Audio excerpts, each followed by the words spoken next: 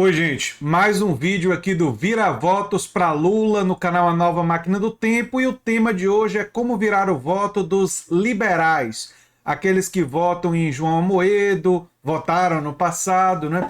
Aqueles que defendem princípios e perspectivas liberais para votar em Lula. E o próprio João Amoedo e os economistas do Plano Real declararam voto em Lula, o que ajuda, e eu vou explicar os argumentos deles.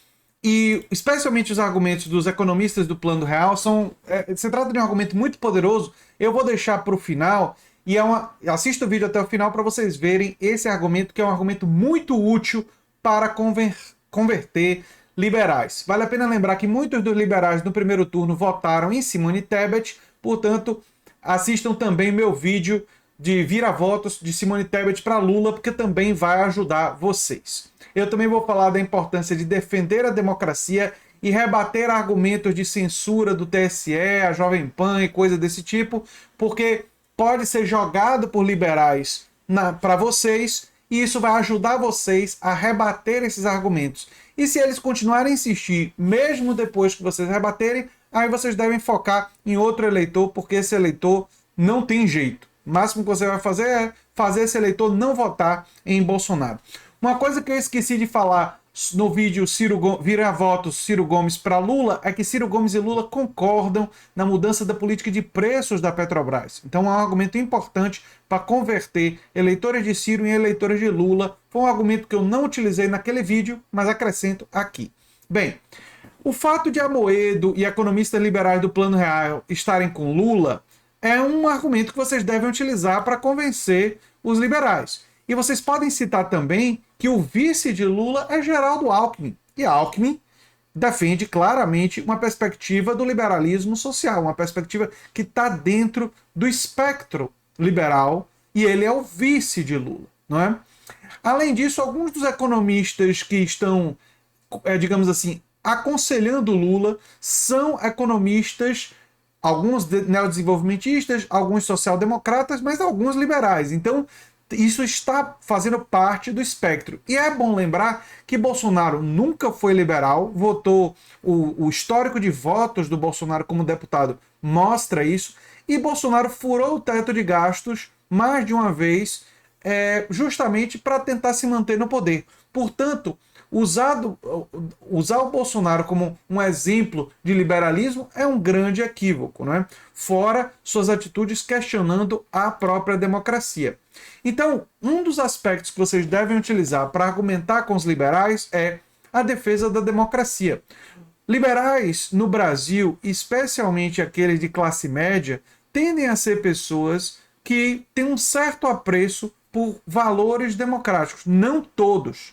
Tem liberais que não têm, mas esses liberais que não têm apreço pela democracia, provavelmente esses do Estado mínimo, defensores de ditaduras de direita, esses estão com Bolsonaro e dificilmente você vai conseguir mover.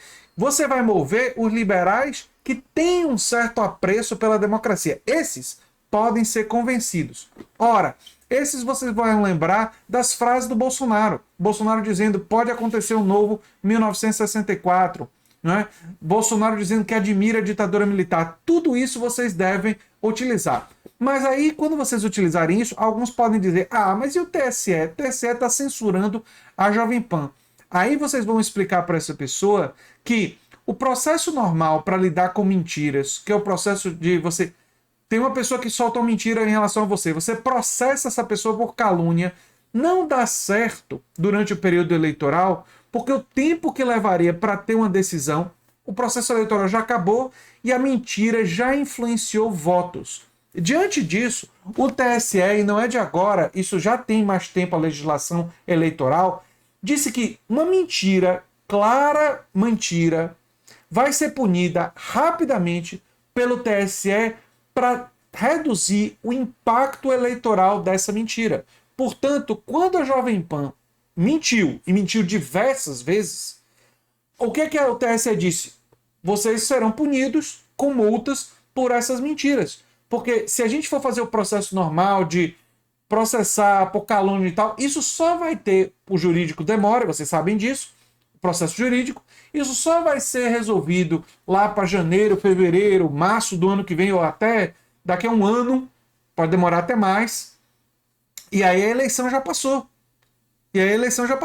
Então faz todo sentido que o TSE puna mentiras e calúnias quando elas ficarem claras rapidamente para evitar que elas influenciem o processo eleitoral. Portanto, o que o TSE fez foi cumprir a lei. E se esse liberal disser para vocês que mesmo diante disso, ele diz que foi censura, então esse é um liberal que não tem apreço pelo aspecto do liberalismo político e do respeito às leis de um Estado. Esse é um liberal falso, é um liberal fake. E esse é um liberal que vocês não devem dar muita importância nem gastar muita energia. Agora, se for uma pessoa que respeita a legislação eleitoral e que entende que foi um respeito às leis, aí você vai lembrar o seguinte: essa pessoa pode dizer para você, mas tudo bem, o Bolsonaro tem todo esse lado autoritário, mas o PT tem apreço por ditaduras. Aí o seu argumento vai ser o seguinte: mas espera aí, liberal, o PT governou o Brasil por 14 anos e o PT nunca ameaçou a democracia.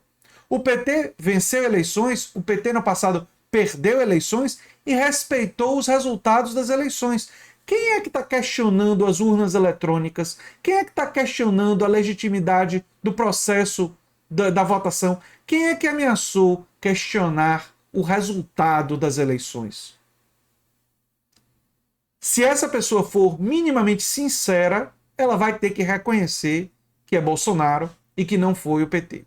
Diante disso, você diz, bem, então está claro quem são os democratas e quem são os autoritários? O fato do PT mostrar solidariedade internacional com eventuais governos de esquerda não significa que ele queira aplicar o mesmo aqui, porque ele teve no poder e não aplicou.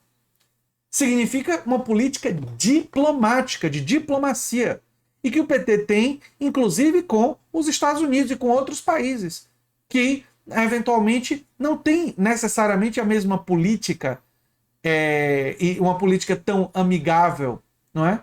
O PT vai querer ter uma política diplomática com qualquer país, diferentemente do Bolsonaro, que assume uma diplomacia, essa sim, profundamente ideológica, diferente do que eles disseram. Agora, o argumento central, como eu aludi para vocês, o argumento mais poderoso é o dos economistas do Plano Real.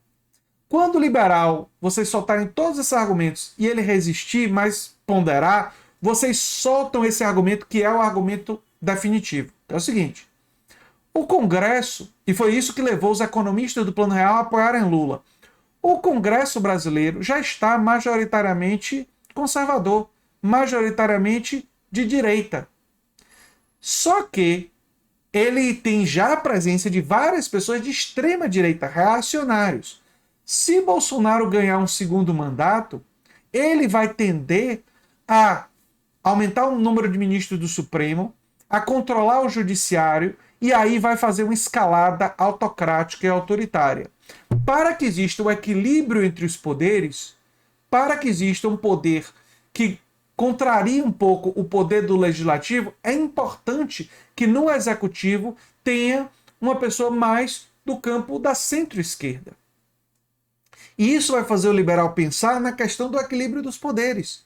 Foi isso que motivou, e aí você lembra, os economistas liberais do Plano Real acabaram optando, todos eles, praticamente ou quase todos, por apoiar e defender a candidatura Lula depois do primeiro turno. E o que motivou eles depois do primeiro turno foi a composição do Congresso. Quando eles perceberam que seria um Congresso que não poderia implementar uma agenda radical de esquerda, e vamos ser sinceros, é um Congresso que não vai permitir uma agenda radical de esquerda ser implementada, os economistas do Plano Real chegaram e disseram que tem conforto em apoiar Lula porque sabem que vai ser um governo de coalizão, de construção nacional, que vai ter que acomodar dentro do governo interesses liberais, interesses social-democratas, interesses de diferentes correntes políticas. Será um governo mais de centro e, nesse sentido, um governo que pode ser atrativo a investidores,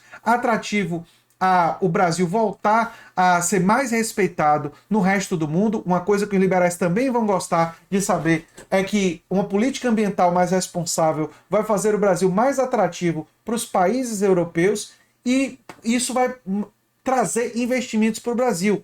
Um segundo governo Bolsonaro, com a sua política antiambiental, contra o meio ambiente, de queimadas, de garimpo ilegal, de favorecimento a esses interesses, vai afastar cada vez mais os países europeus e os países que têm respeito à questão ambiental e que reconhecem a importância dessa questão.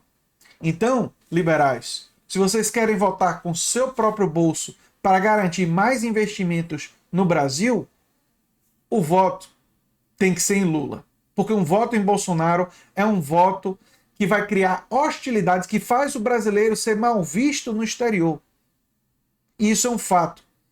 Toda a Europa reconhece o Bolsonaro. E os Estados Unidos, sob a direção do Joe Biden, reconhecem Bolsonaro como um líder de extrema-direita contrário ao meio ambiente. E a longo prazo, isso pode significar sanções econômicas ao Brasil.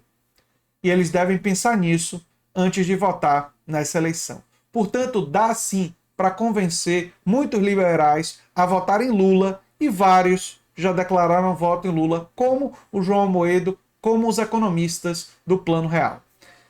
Espero que vocês usem esses argumentos para persuadir o maior número que for possível. Eu sou André Teixeira Jacobina, o canal é a Nova Máquina do Tempo e a gente se vê em breve em outro vídeo.